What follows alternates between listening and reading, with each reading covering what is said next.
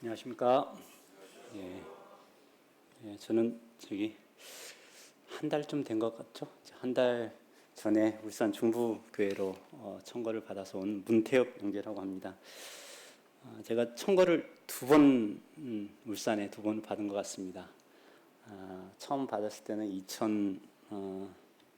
2002년 10월 말로 기억하는데요. 2002년 10월에 당시 울산 남부교회에 제가 영광에서 청거를 받아서 왔었고요. 그래서 있다가 이제 그리고 나서 그 2003년을 그렇게 보내고 2004년 1월부터 울산 남부와 중부가 이렇게 통합을 해가지고 모였었죠. 그래서 제가 2004년 1월부터 해서 8월 말 정도까지 울산에서 여기 그때 같이 섬기셨던 형제 자매들 많이 계시고 또 새로 오신 분들 계시는데요. 주님의 은혜가 참 큰 것 같습니다. 아까 형제님이 고르신 찬양 가운데서 십자가의 길 하는데 옛송도 함께 가는 거룩한 그 길 이렇게 이야기하는데 갑자기 또 옛날 20년 전 생각이 좀 났습니다. 오늘 사실은 최정락 형제님이 그때 모르겠어요. 한 3주 전쯤에 저에게 말씀이 간증하고 말씀을 좀 하는 걸 어떻게 하는가 수요일 날 했었는데 제가 부득이 2주 전에 제가 원래 말씀을 하고 이렇게 이 시간을 사용하기로 했었는데 제가 회사에 다른 또 일이 생겨가지고 못하게 됐습니다. 또 그것 때문에 또 차질이 생겨가지고 그것도 당일날 차질이 생겨가지고 굉장히 저로서 또 이 자리를 빌어서 좀 죄송했다는 말씀을 좀 드리고요. 또 저를 위해서 기도해 주시면 감사하겠습니다. 여기 지금 제가 오늘 말씀에 올라가 버렸네. 오늘 여러분과 교제하기를 원하는 것은 이제 간증이기 때문에 여기까지 도우셨다. 에벤에셀에서 에벤에셀까지 이렇게 정했는데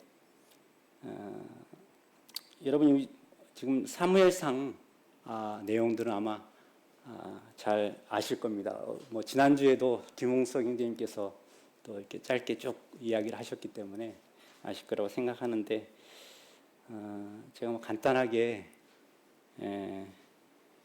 다시 한번 또 설명을 드리고 하도록 하겠습니다. 여기 사실 에벤에셀이라는 단어가 도움의 돌이라는 뜻을 가지고 있고 이제 사무엘상 7장 12절에 많이 나와 있습니다. 그런데 사무엘상 7장 12절 2절에 사무엘상 4장과 5장 1절에서 에벤에셀이라는 단어가 나옵니다. 그리고 이것은 지명인데요. 어떤 지역의 이름인데요.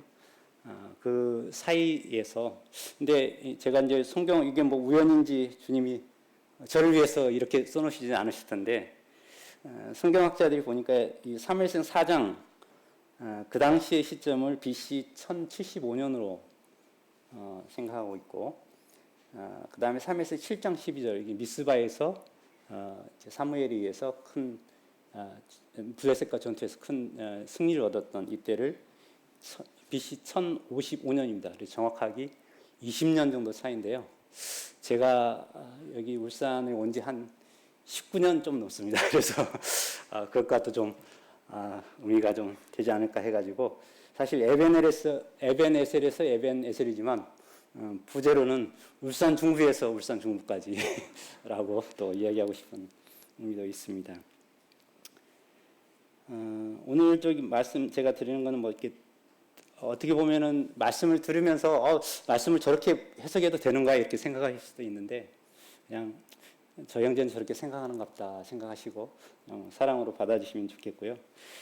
특별하게 제가 이렇게 이 시대를 살아가는 이렇게 형제 자매들 앞에서 제가 이렇게 특별한 어떤 체험을 하거나 주님을 경험하고 있어 그거에 대해서 나누고자 하는 것이 아니고 제가 그냥 이 시대를 살아가는 그냥 그리스도인으로서 제가 주님이 제 삶 가운데서 어떻게 하셨는지에 대해서 또 지난 20년간 어떤 일이 있었는지에 대해서 뭐 간략하게 좀 나누는 이런 시간으로 했으면 합니다. 그래서 이 말씀 듣는 동안에 제가 어쨌는지에 대한 생각을 하게 되면 사실 내용이 아무것도 없을 거예요. 그래서 그거보다는 뭐 형제자매님들의 삶 가운데 그동안 50년, 60년, 뭐 짧게는 20년 그 기간 동안 하나님께서 나에게 아니면 또 10년이 될 수도 있고 1년이 될 수도 있는데 그 기간 동안 나에게 우리 개인들에게 하나님께서 어떻게 도우셨는지에 대해서 함께 생각하면서 이 시간을 나눴으면 유익이 될 것 같습니다.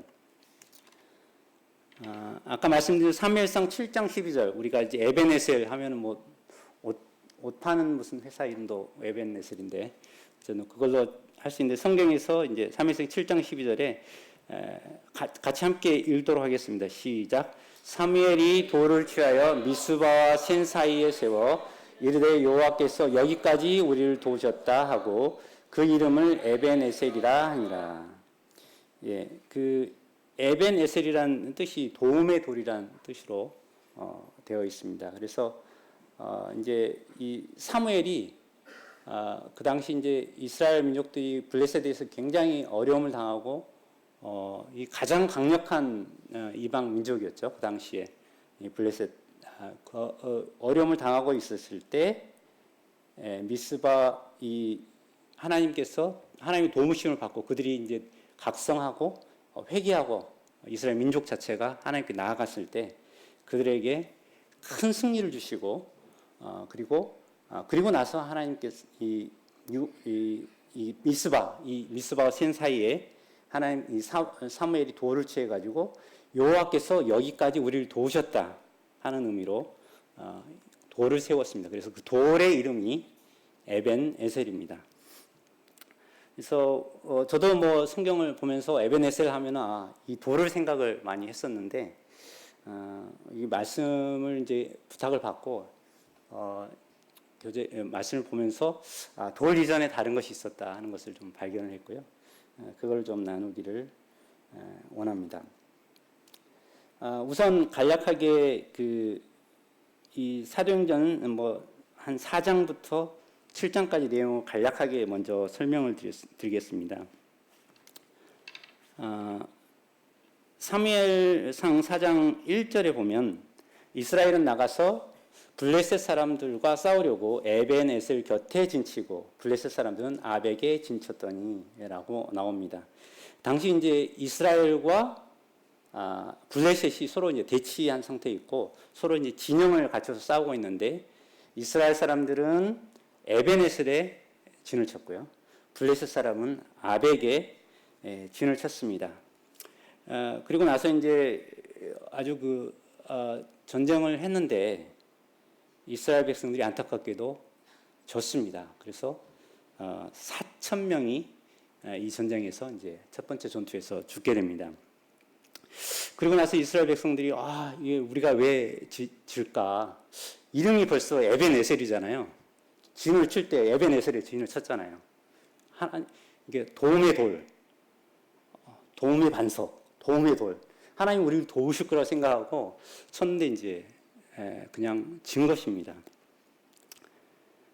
그리고 나서 막 생각하다가 뭐 좋은 방법이 없을까 생각을 해가지고 그 당시에 이제 실로에 이제 엘리 제사장이 있었고 뭐 홈리 비나스가 있을 때 당시인데요. 그 당시에 실로에 언약궤가 있었잖아요. 그래서 우리가 하나님의 영광, 하나님의 임재가 있는 언약궤를 가지고 와서 싸움을 하면 우리가 이기겠지 하고 그들을 이 언약궤를 에벤에셀로 가져왔습니다. 가져와서 오니까 이제 그 성경에 보면은 이스라엘 민족들이 오니까 막 큰 함성을 지르고 막 이렇게 뭐라 하죠? 뭐 이렇게 전열이 이제 가다듬어지면서 막 큰 소리가 났습니다. 그러니까 블레셋 사람들 이게 무슨 일이야 하고 이렇게 지켜보니까 이렇게 이게 막 땅이 울리고 막 큰 소리가 나서 땅이 울렸다고 성경이 기록하는데 이게 무슨 일일까 하고 보니까 이 언약궤가 이스라엘 진영으로 들어온 것을 보고 그렇게 이제 환호성을 지르고 막 소리가 난 거죠. 이제 전쟁은 이제 끝났다 생각한 거죠. 그렇게 이제 하니까 블레셋 사람들이 처음에는 겁을 냈습니다. 두려워가지고 저게 저 언약궤가 보통 언약궤가 아니고 옛날에 저 애굽에서 왔던 그러면서 수많은 사람들이 애굽에서 나와서 이제 광야 시간을 지났을 때 그 이야기 스토리를 이제 알고 있잖아요. 그래서 그래가지고 이제 걱정을 하고 있었는데 그 당시에 이제 블레셋 사람들이 이제 다시 모여가지고 의기투합을 해가지고 우리가 여기서 지면 안 된다 해가지고 우리 스스로 대장부가 되자, 강하게 해가지고 대장부가 되자 해가지고 막 이제 했습니다. 전쟁 상황이 보면 그런 게 많잖아요. 이제 우리가 만약에 누가 더 세냐, 여기서 밀리면 우리 이제 끝나는 거다 이렇게 돼가지고 그런 상황이 돼서 결국은 다시 전투를 했는데 결과는 어땠습니까? 그냥 다시 한번 더 처절하게 패배를 했습니다. 이스라엘이. 그래서 이스라엘 보병이 3만 명 정도 전사하는 그런 전투의 결과를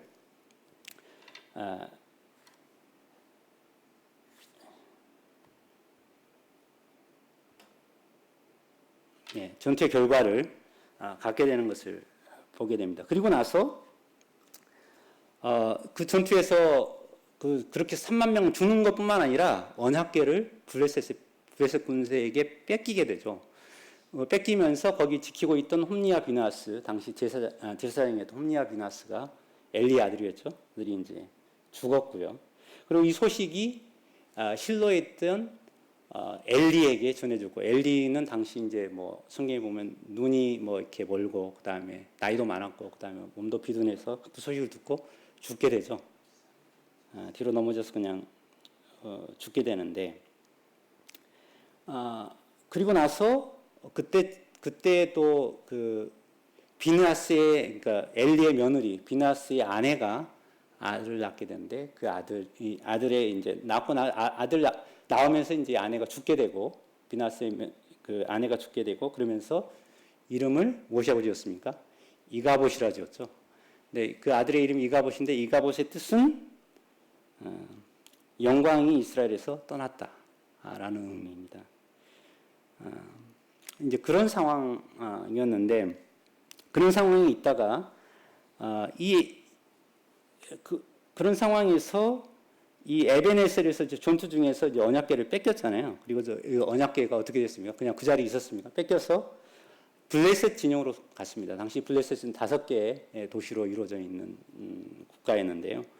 맨 처음에 간 곳이 이제 아스돗이라는 곳으로 갔죠.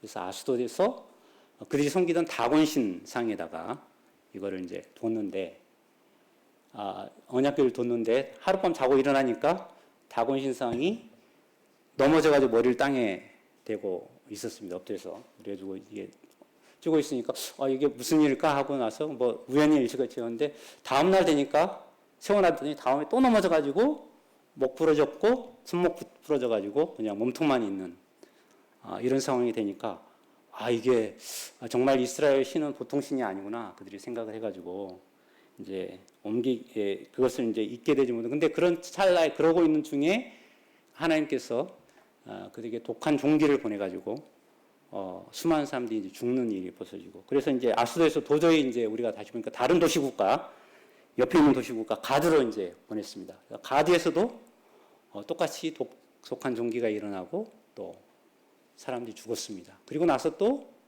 옮겨서 에글론에서도 이런 독한 종기가 일어나서 결국은 많은 사람들이 죽게 되고, 결국 이건 우리가 가지고 있을 수 없는 것이구나 이렇게 생각을 해서 그들이 뭐 재물, 뭐 암소, 젖먹는 암소, 젖먹이는 암소 2마리 수레에 실어가지고 거기다가 뭐 자기들 방백들을 나타낸 5개의 뭐 독한 종기를 금으로 만드는 걸 보냈잖아요. 그래서 도착한 것이 이제 이것이 이제 베세메스로 가게 되면은 하나님 우연의 일치가 아니고 하나님 정말 이스라엘 믿는 하나님 여호와 하나님이 그렇게 한 것이다 했는데, 진짜 베세메스로 줄곧 달려가 가지고 결국 이제 베세메스에 가게 되고, 그리고 있다가 뭐 베세메스에도 베세메스 사람들이 죽는 일이 있었죠. 그러니까 기회를 받아. 그리고 난 다음에 이제 결국 기럇 여아림으로 옮기게 되고, 기럇 여아림에서 한 20년 정도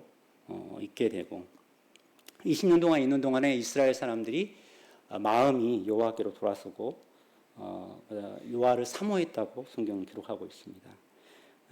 그리고 이제 그 어린 사무엘이 그 시간 동안에 이제 장성해서 결국은 사무엘이 이스라엘 백성들에게 이렇게 이야기합니다. 만일 너희가 전심으로 여호와께 돌아오려거든 너희가 섬기고 있는 이방 신들을 버리고 바알과 아스타롯을 버리고 여호와를 섬기자라고 이야기를 했고, 그게 이제 결국은 미스바에서 모이는 이제 미스바에서 함께 모여서 하나님께 이제 기도하고 이제 그 성회를 갖는 그러한 것이 됐고, 그리고 난 다음에 이제 이스라엘 민족들이 미스바에서 이게 이스라엘 민족이 미스바에 모였다는 것을 이제 블레셋 사람이 듣고 이대로 가만히 두면 안 되겠다 싶어가지고 그들이 다시 정군 동원령을 내려가지고 다시 이제 미스바에 와서 전투를 하게 되는데, 이 전투에서는 이스라엘 백성들이 하나님께 회개하고 또 그들이 눈물로 부르짖고 그다음에 사무엘이 또 그들을 위해서 중보로 기도하며 또 번제를 드리고 있을 때에 하나님이 우레를 내서 어지럽게 하셔서 그 블레셋 대군을 완전히 격퇴시키고, 그리고 그 영토가 이제 블레셋 영토까지 이스라엘의 영역이 확장되어져 가는 그 내용입니다. 그래서 4장 1절의 에벤에셀이 결국은 언약궤를 빼앗긴 것이고요. 다시 그래서 4장 1절의 에벤에셀은 아벡의 근처에 있지만 이 지금 미스바 전투 이후에서 이제 하나님께서 돌을 세우라고 했잖아요. 아까 말씀 7장에 그 돌을 세운 에벤에셀은 거기에 세워진, 결국 미스바 근처에 세워진, 미스바 센 사이에 세워진 똑같은 이름이지만 하나의 돌이었습니다. 그래서 하나님의 역사를 기념하고 기억하는, 마치 이스라엘에서 요단을 건너고 나서 길갈에 세웠던 그런 기념석과 비슷한 의미로 그들이 세웠던 돌이라고 이렇게 여겨집니다. 그래서 우리가 이제 사실은 이 4장 1절에 나와 있는 에벤에셀과 저는 7장 12절에 나와 있는 에벤에셀을 좀 비교하고 우리가 보면서 말씀을 좀 교제를 나누기를 원합니다. 아까 말씀드린 4장 1절의 에벤에셀은 하나의 지역이고 지명이고 그 다음에 진영의 이름입니다. 7장 12절의 에벤에셀은 기념석이죠. 돔의 돌을 표시한 것이고요. 그 다음에 4장 1절은 아벡 근처에 있고, 그 다음에 7장 12절에 미스바 근처에 있는 돌이었습니다. 4장 1절 당시에는 이스라엘의 실질적으로 지도자, 표면상 지도자, 그리고 영적인 하나님의 제사장은 사실 대표적인 엘리였습니다. 엘리는 눈이 멀었고 그의 영성은 아주 정말 형편없는 상황이었죠. 그리고 비대했고 하나님을 알지 못하고 하나님의 음성을 듣지 못하고 희미하게 하나님의 음성을 거의 듣지 못하던 그런 시기였죠. 하나님 말씀이 희귀했던 시기라고 성경 나와 있습니다. 그러나 7장 12절은 좀 어리지만 좀 청년 사무엘이 있었죠. 그래서 사무엘이 어렸을 때 엘리 이렇게 밤에 자다가 하나님의 음성을 듣고 나갔을 때 내가 여기 있나이다 이렇게 하고 엘리에게 나갔잖아요. 그런 것처럼 사무엘은 영적으로 아주 민감한 사람이었고 하나님의 음성, 하나님께 준비된 그런 사람이었습니다. 그래서 7장 12절은 사무엘이 반면에 4장 12절은 엘리라고 하는 사람이 있었습니다. 4장 1절에서는 이스라엘이 처절하게 2번이나 실패를 했지만 7장 12절에서는 이스라엘이 그 전에 없었던, 역시 이스라엘 역사에서 가장 되게 찬란한 그런 전투 중에 하나, 그리고 승리 중에 하나인 미스바 전투의 승리가 있었습니다. 4장 1절 당시에는 이스라엘이 여호와와 바알과 아스다롯을 섬겼습니다. 그렇지만 7장 12절에서는 여호와만 섬겼습니다. 7장 4절에 보니까 이에 이스라엘 자손이 바알들과 아스타르를 제거하고 여호와만 섬기니라라고 말씀합니다. 이 말은 이스라엘이 여호와를 안 섬긴 게 아닙니다. 4장 1절에도 여호와는 섬겼습니다. 실로에도 언약궤가 있었고 여호와를 섬기는 있었지만 그러나 함께 바알과 아스타르를 섬겼죠. 그렇지만 7장 12절에 와서는 여호와 이 바알과 아스타르를 제거하고 여호와만 섬기는 그러한 것입니다. 4장 1절, 그러니까 4장에서는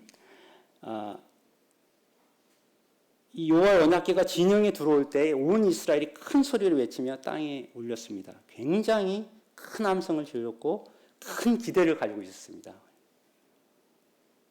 그리고 땅이 울릴 정도로 그렇지만 그들 자신은 스스로 겸비하지 않았고 전쟁을 이기기 위해서 어떻게 해야 될지에 대한 것을 모르고 있었죠. 그렇지만 그들을 믿기는 언약궤가 오면은 그들은 큰 승리를 얻을 수 있을 것이라고 믿고 있었습니다. 그러면서 기하고 있었습니다. 우리도 우리 삶 가운데서 살아가다 보면 이럴 때가 있잖아요. 정말 이건 분명히 모든 거 여기 에벤에셀이고 모든 부분에서 이게 내가 승리할 수밖에 없는 조건이다. 그리고 나는 힘을 내서 이렇게 그렇지만 내 안에 우상이 있고 뭔가 하나님 앞에서 잘못된 부분이 있었을 때 결국은 내가 큰 함성 인간적인 의지를 가지고 뭔가 혈기양성하게 뭔가 해보지만 결국은 좀 실패하는 이런 경우들을 보게 되는데 사실 이 4장 5절이 에베네셀과 언약궤가 함께 있는 상황이거든요. 에베네셀에서 언약궤가 있는 상황에서 그래서 이제 큰 소리를 지를만 했고 그것이 정말 우리에게 힘이 될 수 있었는 것이지만 그렇지만 그러지 못했다고 하는 것입니다. 반면에 이제 7장에 와서는 사무엘이 이제 이렇게 이야기해요. 사무엘이 이르되 온 이스라엘은 미스바로 모이라 내가 너희를 위하여 여호와께 기도하리라 하며 이때는 뭡니까? 싸움을 하기 위해서 하는데 모이라 했고 기도하는 것입니다. 그죠? 이스라엘의 싸움이 우리가 지금까지 칼과 병거의 싸움이 아니었잖아요. 근데 여기 때 이제 이 사무엘은 그것을 꿰뚫고 우리가 지금 뭐 무기를 만들고 무기를 준비해서 할 게 아니라 모이고 우리가 여호와 앞에 나아가자. 그리고 7장 6절에 보면 그들이 미스바에 모여 물을 길어 여호와 앞에 붓고 그날 종일 금식하고 거기에 이르되 우리가 여호와께 범죄하였나이다 하니라. 사무엘이 미스바에서 이스라엘 자손을 다스리니라. 그래서 7장 12절에 이 에베네셀 때에는 서로 모이는 것이 있었고요. 함께 모이는 것이 있었고요. 그 다음에 사무엘의 중보의 기도가 있었습니다. 그리고 물부음이 있었고 금식이 있었고 회개가 있었고 그 다음에 사무엘이 또 사사로서 또 다스리는 그런 일들을 했었고요. 그 다음에 번제가 있었습니다. 7장 9절에 보면 사무엘이 젖먹는 어린 양 하나를 가져다가 온전한 번제를 여호와께 드리고 이스라엘을 위하여 여호와께 부르짖으며 여호와께서 응답하셨도다. 7장 10절에 사무엘이 번제를 드릴 때 블레셋 사람이 이스라엘과 싸우려고 가까이 오매 그날에 여호와께서 블레셋 사람에게 큰 우레를 발하여 그들을 어지럽게 하시니 그들이 이스라엘 앞에 패한지라. 자, 사무엘이 번제를 드릴 때에 블레셋 사람이 이스라엘이 싸우려고 그냥 가까이 왔습니다. 그러면 어떻게 해야 될까요? 이스라엘이 가서 전투를 해야 되겠죠. 그런데 그러기도 전에 여호와께서 블레셋 사람이 큰 우레를 발하여서 그들을 어지럽게 하시고 결국 그들이 이스라엘 앞에서 대피하는 이런 상황이 됐습니다. 그래서 똑같은 에벤에셀이지만 사실은 두 개가 상당히 대조적이고 결과에 있어서는 이렇게 달라지는 것들을 보게 됩니다. 사무엘상 이제 5장 1절에 보면 블레셋 사람들이 하나님의 궤를 빼앗아 가지고 에벤에셀부터 아스도까지 이르니라라고 말씀하고 있습니다. 한 가지 중요한 것은 이 5장 이제 4장에서는 아까 그런 상황을 얘기했지만 5장에 다루고 있는 것은 그리고 나서 하나님의 이 괴가 어떻게 해서 이제 아까 아스돗과 이제 블레셋 도시들 아스돗, 가드, 에그론을 거쳐서 베스메스 그리고 기라리암까지 오는지를 적어놓은 것이 이제 5장인데, 근데 이제 5장 1절에 보면 성경은 블레셋 사람이 하나님 길을 빼앗아 가지고 에벤 에셀에서부터 아스돗에 이르니라라고 기록하고 있습니다. 에벤 에셀이 아까 뜻이 뭐라 그랬습니까? 도움의 돌이잖아요. 도움의 돌. 이 도움의 돌에서 이 도움이 하나님의 도움이라고 생각했던 이곳이 정말 실패했고 정말 패배의 자리였잖아요. 근데 거기에서 하나님의 기회가 움직이기 시작했습니다. 그런데 적진으로 들어가게 되죠. 그리고 나서 에벤에셀과 아스돗과 가드와 에그론 이제 아스돗, 가드, 에글론을 거쳐서 베스메스, 기라리암까지 오게 됩니다. 아까 말씀드린 대로 그 과정들 가운데서 악한 종기가 났고 그 다음에 이제 결국 많은 사람들이 그 적진에 있던 그 블레셋 사람들이 죽었잖아요. 우리는 이것이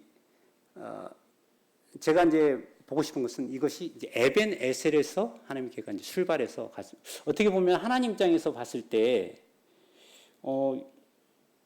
이 언약궤 그들은 부패했고 그들은 영적으로 타락한 사람들입니다. 그러면 언약궤가 사실은 어쩌면 하나님의 언약궤가 의미가 있는 게 아니죠. 하나님 입장에서 봤을 때는 이랬잖아요. 그 솔로몬이 이렇게 했잖아요. 하나님이 참으로 사람과 함께 땅에 계시리까 보소서 하늘과 하늘들의 하늘이라도 주를 용납하지 못하겠거나 하물며 내가 건축한 이 성전이오리까. 하나님은 성전에도 사실은 거하시게 감당할 수 없는 분이잖아요. 하나님이 사람이 만드는 어떤 집에 사실 근데 하나님은 구하셨잖아요. 그 구하신 건 뭐냐면 그 이스라엘을 향한 하나님의 약속, 아브라함과 이삭과 야곱과 그리고 모세를 통해서 하나님이 이스라엘을 향한 약속이 있었잖아요. 그 약속, 그 언약을 위해서 하나님은 지키셨는데 제가 생각하는 하나님 입장에서 이게 우리가 생각했던 하나님이 거기 임재가 있는 곳이니까 하나님이 당연히 그런 결과는 당연하다. 다곤 신상이 넘어지고 그 사람들이 그렇지만 하나님 입장에서 봤을 때는 당연한 건 아닌 것 같아요. 왜냐하면 하나님은 그런 곳에 거하실 그런 것으로 제한되실 분이 아니고 하나님 주권의 상황에서 그 언약궤를 통해서 그렇게 역사하지 않으실 수도 있었어요. 그리고 아니면 새로운 또 언약궤를 나중에 또 주셔가지고 하실 수도 있었죠. 그렇지만 하나님은 사실 부패해 있고 타락해 있는 그 이스라엘의 그 영성 그리고 패배한 그들의 심령 가운데서도 하나님은 그 불을 끄지 않으시고 이스라엘 이 당시 블레셋에 가서 그러한 일들을 하시고 하나님의 도우심을 끊치지 않으시는 마치 에벤에셀이 하나님의 도움이라잖아요. 도움의 돌, 도움의 돌로 시작해서 이스라엘의 전혀 의지와 상관없이 이스라엘 사람들이 아무 의지와 상관없이 하나님의 주권대로 그 일을 이끄시고 하나님 섭리대로 그들을 이끄셔서 그들 싸움을 하시고 돌아오시는 이러한 것을 보게 됩니다. 이게 이제 사실은 이 경우에만 있는 게 아니고 느헤미야 시대 때 에스라가 사실 바벨론과 이제 사실은 이제 그 이스라엘이 유다하고 남유다 북이스라엘 나눠졌을 때 이제 아수르부터 먼저 북왕국이 망하게 되고 또 유다도 히스기야 때 결국은 아수르부터 괴롭힘을 받잖아요. 그리고 난 다음에 이제 바벨론 침공이 와서 그 바벨론 이제 포로로 다 잡혀 나갔잖아요. 그리고 나서 이제 포로를 귀환했을 때 이게 이제 느헤미야 에스라 시대 때인데 느헤미야서에 보면 이런 고백을 하고 있습니다. 그러나 주께서 그들을 열해 동안 참으시고 또 주의 선지자들을 통하여 주의 영으로 그들을 경계하시되 그들이 듣지 아니함으로 열방 사람들의 손에 넘기시고도 우리의 주의 크신 긍휼로 그들을 아주 멸하지 아니하시며 버리시지도 아니하셨사오니 주는 은혜로우시고 불쌍히 여기시는 하나님이십니다. 우리 하나님이여 광대하시고 능하시고 두려우시며 언약과 인자하심을 지키시는 하나님이여 우리와 우리 왕들과 방백들과 제사장들과 순지자들과 조상들과 주의 모든 백성이 아수르 왕들의 때로부터 오늘까지 당한 모든 환난을 이제 작게 여기지 마옵소서. 그러나 우리가 당한 모든 일에 주는 공의로우시니 우리는 악을 행하였사오니 주께서는 진실하게 행하셨습니다. 똑같은 상황이 그 이후에 재현됐죠. 이 상황에서 에벤에셀, 처음에 에벤에셀부터 마지막 지금 도메 돌이 에벤에셀까지 사이에서도 하나님께서도 사실 이런 마음으로 사실은 사람들을 보면 그렇게 하고 싶지만 하나님 스스로 하나님 이스라엘 백성과 그 약속 때문에 그 언약과 인자하심을 지키시는 하나님이시기 때문에 그들을 돌보시고 오신 것을 보게 됩니다.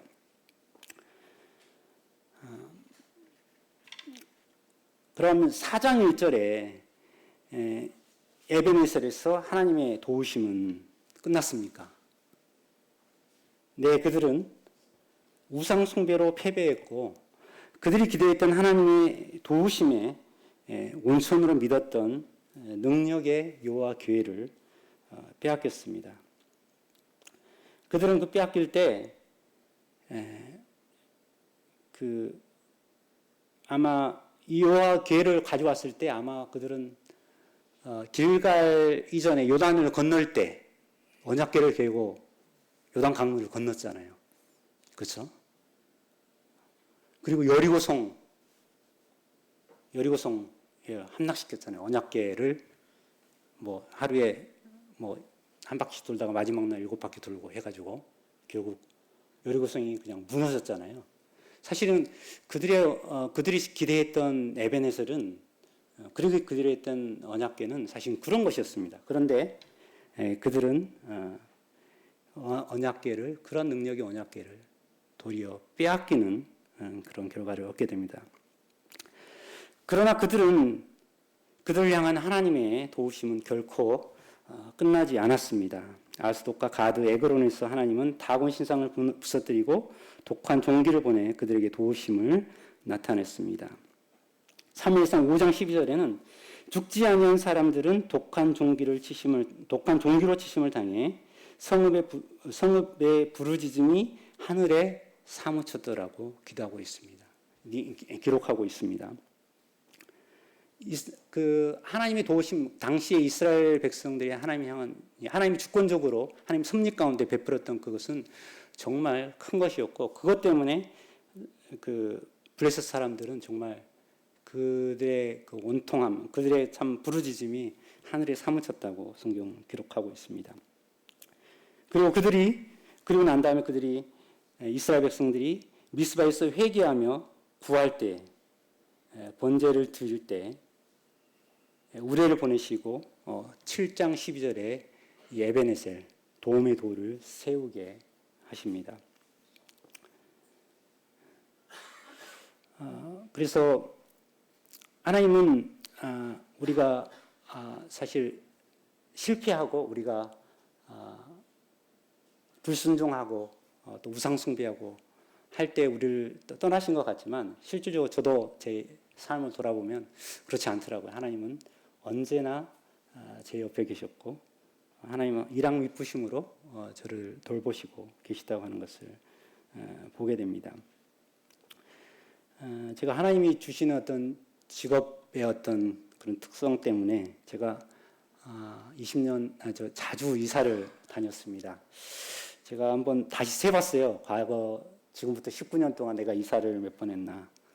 그러니까 10회 했더라고, 10회. 주민등록 아마 딱 초본 때 보면은 10회 나올 것입니다. 그리고 그 기간 동안에 승리할 때도 있었지만 또 주님 앞에서 패배할 때도 많이 있었습니다. 특별히 이제 이렇게 자주 돌아다니다 보니까 누가 제일 힘들겠습니까? 자주 돌아다니면. 아내가 힘든데, 아내도 힘들고, 아내는 항상 또 제 옆에 있어가지고 근데 아내는 그렇게 힘들게 하지 않았습니다. 근데 사실 힘들었던 것들은 자녀였습니다. 첫 번째. 그래서 제가 그 사실은 여기서 떠났을 때 저희 애들이 뭐 유치원 다닐 때 뭐 7살, 5살 때였거든요. 그때까지 정말 좋았죠. 근데 이제 가가지고 있으면서 둥둥 생활하다가 애들 이제 뭐 다들 애들 키우신 분 아시겠지만 또 이제 뭐 사춘기 갖고 이렇게 등등 이렇게 하면서 그러면서도 이제 꾸준히 이제 이사하고 옮기고 뭐 이런 거죠. 근데 제가 아마 저 해운대 있을 때 되게 많이 눈물을 많이 흘렸던 것 같은데 해운대 이제 바닷가에서 기도하면서 눈물을 얼마나 많이 흘렸는지 아마 그래서 조금 좀 해운대 바다가 좀 염도가 좀 줄었지 않았을까 그런 생각을 하는 정도로 저희 자매랑 저랑 많이 사실 자녀들 때문에 많이 기도했었고 그런데 또 그런 와중에서 하나님께서 위로를 주시는 것이 동일하게 또 그런 어려움들을 겪고 있는 다른 성도들이 있더라고요. 저희 자녀도 알고 저희 가정도 아는. 근데 그 성도들에게 이제 그런 것들 나눴을 때, 그 또 어려움을 겪은 성도는 저희 자녀가 때문에 저희가 이제 눈물을 흘리고 있다고 하는 것 자체에 대해서 위로가 되는 거예요. 그래서 정말 감사가 됐고 그런 시간들이 있었습니다. 그리고 또 이제 제가 이렇게 자주 옮기면서 어렵게 되는 사람이 있는데 그분이 이제 저희 이제 육신의 부모님입니다.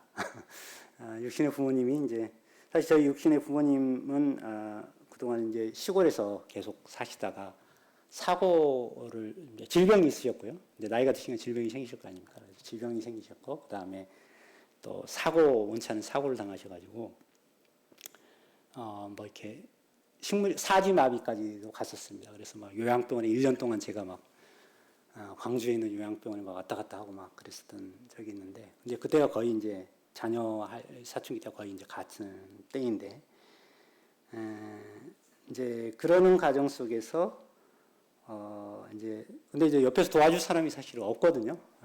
혼자 계셨고 여러 가지 그런 상황이 있었는데 어쨌든 그런 가운데서 근데 저희 이제 그 당시 여기 있을 때 구원받지 않으셨던 제 아버님이 복음을 듣게 되고 그리고 그 광주에 있던 성도들의 섬김에 의해서 그들이 이제 마음이 또 녹아내려서 결국은 구원받고 하나님께 돌아오는 그런 일들을 주셨습니다. 그래서 되게 어려운 상황들이고 지금도 마찬가지죠. 이것도 어려운 상황들이고 가까이 사실은 부모님을 뒤에 돌봐줄 사람이 없거든요. 지금도. 근데 그런 상황인데도 하나님께서 다른 손길들, 뭐 다른 성도들이나 아니면 뭐 국가의 요즘 시스템 있잖아요. 또 그래서 그런 것들 통해서 또 하나님께서 도와주시고 함께 하신 것들을 보면서 정말 이제 감사가 되고 좀 하게 됩니다. 그리고 또 뭐 이거는 공통적인 거니까 그냥 넘기도록 하겠습니다.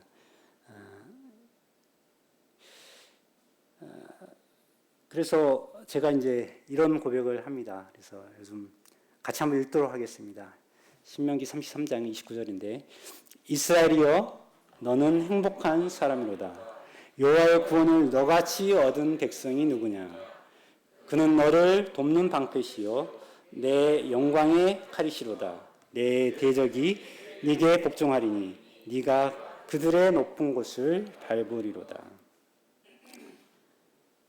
이 고백이 저에게뿐만 아니라 여기 계신 형제자님들 마음속에도 아멘이 되실 줄 믿습니다. 하나님은 이 패배의 자리 그리고 우리가 불순종의 자리 그 에벤 에셀에서부터 우리가 정말 영적인 승리를 하고 하나님 앞에 나아가고 각성하고 무릎 꿇고 기도하고 나가서 그래서 하나님께서 우리를 크게 도우시는 그 승리의 자리까지 우리를 함께 하십니다. 그리고 그것을 위해서는 그래도 시간이 필요한 것 같습니다. 20년이라는 시간이 필요했던 것처럼 이스라엘 민족에게도 저에게도 시간이 필요하고 그렇기 때문에 우리는 그런 시행착오와 인내를 통해서 결국은 미스바 전투의 승리와 같은 큰 인생에 있어서 영적인 승리들을 얻을 수 있을 것이라고 생각합니다. 아직 그때가 안 왔다고 생각하시면 인내하시고 사무엘처럼 준비하시고 나아가시는 우리가 되었으면 하는 마음입니다.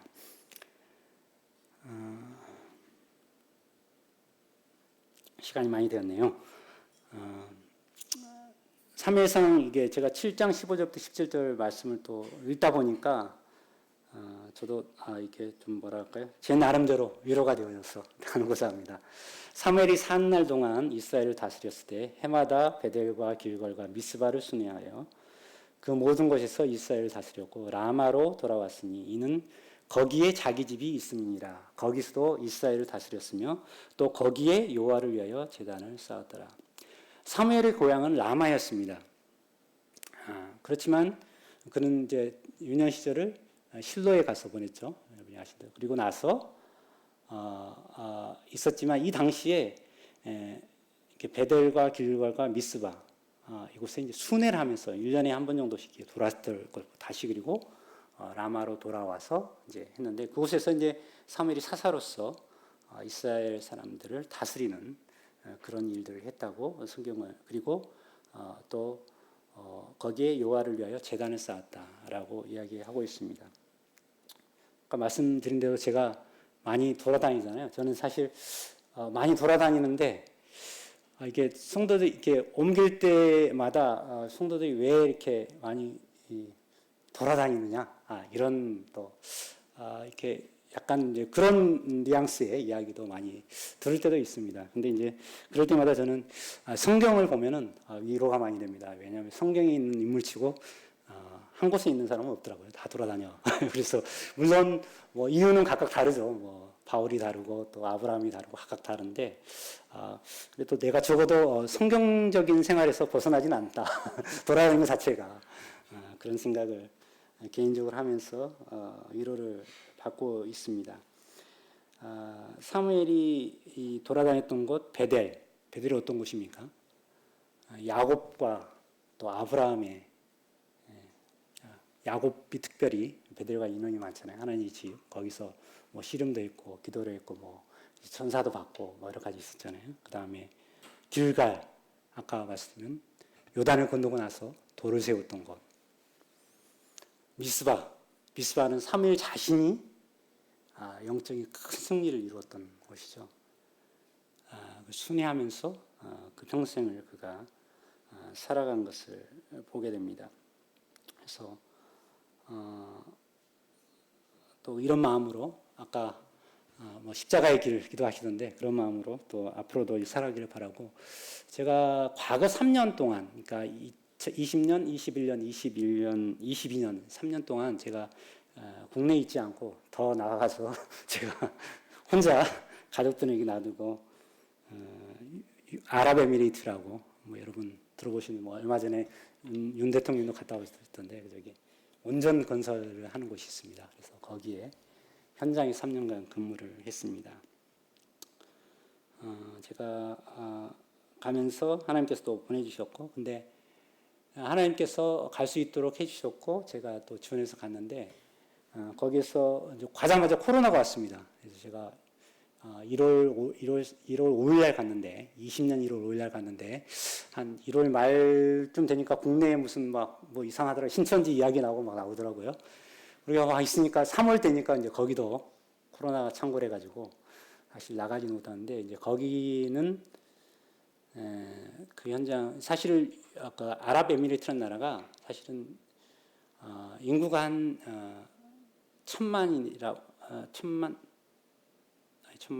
1,000만 아니 1,000만이죠 1,000만인데 그 중에 100만 120만 정도가 자국민이고요 나머지는 다 외국인입니다. 그래서 저 같은 사람들 외국에 이제 거기 오일 달러 벌러 간 사람들이죠. 그래서 이제 그 사람들이 보통 이제 뭐 필리핀, 인도, 파키스탄 등등 막 많거든요. 인도, 파키스탄 등등 그래가지고 거기 현장에도 사람들이 따로 모입니다. 그래서 한국 사람들 사는 빌지가 따로 있고 한국 사람들하고 또 그다음에 이제 물론 서양 사람들도 있습니다. 근데 이제 아까 얘기했지만 이제 제3국이라고 저희가 하는데 그분들은 이제 육체 노동을 위해서 와서 뭐랄까 우리 쉽게 얘기하면 현장 노무 일을 하기 위해서 이제 오신 분들이죠. 이렇게 몸으로 일을 하시고 그래서 있었는데 그분들이 사는 캠프가 따로 있고요. 거기에 이제 교회가 이제 있었습니다. 그리고 저희 그래서 한국인 교회가 있었고 저는 이제 제가 이제 거기 가서 이제 제가 가니까 하나님께서 한국인 교회에서 그분들과 같이 이제 한국에서 같이 이제 뭐 그들 중엔 이제 기독교인들 같이 함께해서 섬기게 해주셨고요. 그리고 제가 또 그들을 대표해서 그 외국인 노동자들과 함께하는 그런 교회를 섬기는 일을 맡아가지고 하게 돼서 이 코로나가 왔잖아요. 근데 그분들은 사실 단체 생활을 한 방에 12명씩 살고 그러거든요. 그러니까 뭐 코로나에 그냥 거의 이제 죽음에 대한 공포 막 이런 것들이 있을 때였거든요. 근데 그럴 시점에 가서 사실 이제 접촉이 안 되는데 접촉이 되는 상황들 뭐 밖에 실외에서 운동장 같은 데서 이렇게 가서 복음도 전하고 이렇게 함께 할 수 있는 그런 시간들을 하나님 주셔서 그 시간들이 정말 저에겐 좀 은혜롭고 하나님께 저에게 특별한 어떤 축복의 시간이었다고 생각이 듭니다. 그 다음에 또 이제 가족하고 떨어져 있으니까 걱정이 많이 되잖아요. 가족들 걱정되고 또 뭐 그런데 원자력 발전소는 옆에 이제 바닷가가 있잖아요. 냉각수가 있어요. 그래서 제 바닷가 걸프해인데 걸프해 이제 바닷가에서 제가 거의 뭐 일주일에 한 4-5번은 거의 5번 정도는 나가가지고 바닷가에서 기도했던 것 같습니다. 그래서 이제 그 기도를 하면서 이 바다를 하면은 이 바다를 통하면 인도 태평양을 건너서 부산까지 가는구나. 그래서 부산에 있는 가족들을 위해서 기도하고 그 다음에 또 세계 또 곳곳에 있는 선교사들 또 함께 이렇게 기도했던 이런 시간들이 있었습니다. 근데 그 자리에서 제가 기도했던 기도들이 하나도 땅에 떨어지지 않고 열매를 맺어서 또 하나님께서 응답하신 것들을 경험하면서 좀 더 그거 역시도 좀 하나님 저에게 좀 축복이고 좀 감사하다는 위로가 되었습니다. 그래서 작년 12월 31일 날 3년간의 복무를 마치고 돌아올 수 있었습니다. 그리고 건강하게 돌아올 수 있었던 것도 참 하나님 은혜였던 것 같습니다. 그래서 이제 제가 이 말씀이 생각이 났습니다. 시편 23편 시편 기자의 고백인데 내 평생의 선하심과 인자하심이 반드시 나를 따르니 내가 여호와의 집에 영원히 살리로다. 아멘. 형제자매님들 마음 가운데 동일한 고백이 있을 것이라고 생각이 되어집니다. 근데 우리가 이제 지금까지 삶을 살면은 이거 그렇죠. 항상 누군가 그런 말을 했다는데 뭐 뒤를 돌아보면 항상 꽃밭인데 앞을 보면 낭떠러지다. 우리 그리스도인 삶이 그런 것 같습니다.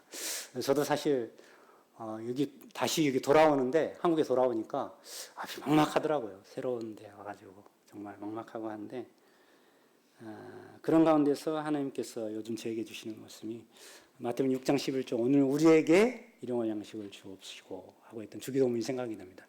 하나님이 내일 아니면 모레 앞으로 1년간 양식을 주시옵시고 아니면 한 달간 일주일간 양식을 주시옵시고 이렇게 기도하는 게 아니라 오늘 우리에게 일용할 양식을 주옵시고 라고 기도하고 있습니다. 그래서 마태복음 6장 34절에는 그러므로 내일 일을 위하여 염려하지 말라. 내일 일은 누가 염려한다고요?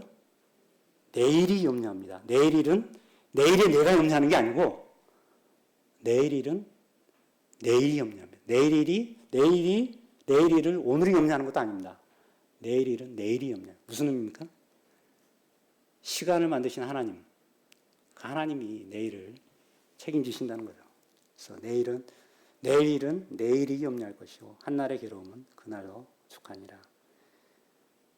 그래서 요즘 제가 이런 훈련을 많이 합니다. 저도 사실은 제 직업상 거의 염려, 걱정으로 살아갈 수밖에 없는 겁니다. 왜냐하면 사실은 유호 형제님이 잘 아실 것 같은데 원자력 발전소라는 게 일어날 수도 없는 막 그런 여러 가지 사고의 시나리오들 가정을 해가지고 그걸 이제 그렇게 하기 위해서는 어떻게 대비해야 되는 걸 만들어 놓거든요. 그래서 사실은 이제 항상 이제 제가 직업상 특징상 염려를 많이 할 수밖에 없습니다. 항상 그런데 제가 요즘 이런 훈련을 하고 있습니다. 만약에 어떤 일이 내일이나 모레 급히 있을 일이거나 아니면 일주일에 한 달 후에 있을 일이라 그러면은 그거에 대해서 좋다 이거죠. 근데 그거는 그냥 놔두고 그러면 그 일을 위해서 오늘 할 일이 뭔가 오늘 할 일이 있으면 그것만 적어놓고 오늘은 내가 이걸 함으로써 만족하자. 그리고 사자. 그런 마음으로 살아가고 있습니다. 근데 그게 예수님이 우리에게 가르쳐 주신 친히 말씀해 주신 거라고 생각합니다. 그래서 혹시 지금 염려가 많이 있으십니까? 과거에 우리 함께 하셨던 에베네셀 하나님 우리 기억하시면서 내일 일을 염려, 내일에게 맡기고 하루하루를 살아가셨으면 합니다. 시편 118편 24절 이날은 여호와께서 정하신 것이라 이날에 우리가 즐거워하고 기뻐하리로다. 그래서 오늘 이날이라는 것은 오늘이라는 뜻이거든요. 오늘은 여호와께서 우리에게 영어 성경을 만들어 줄 수 있는 날이라는 하나님이 시간을 만드셨잖아요. 하나님 우리에게 만들어 준 거예요. 오늘이라는 걸 만들어서 하나님 우리에게 줬습니다. 그럼 어떻게 돼요? 우리는 땡큐 감사합니다. 그리고 즐거워하고 또 기뻐하고 이렇게 살아가는 것이 우리의 본분이 아닌가 이렇게 생각하고 혹시 뭐 오늘 오시기 전에 또 어려움이 있으시고 누군가 또 이렇게 마음에 근심이 있으셨다고 한다면 한번 이 말씀 묵상해 보시고 좀 위로를 얻으셨으면 하겠습니다. 즐거워하시고 기뻐하십시오. 감사합니다.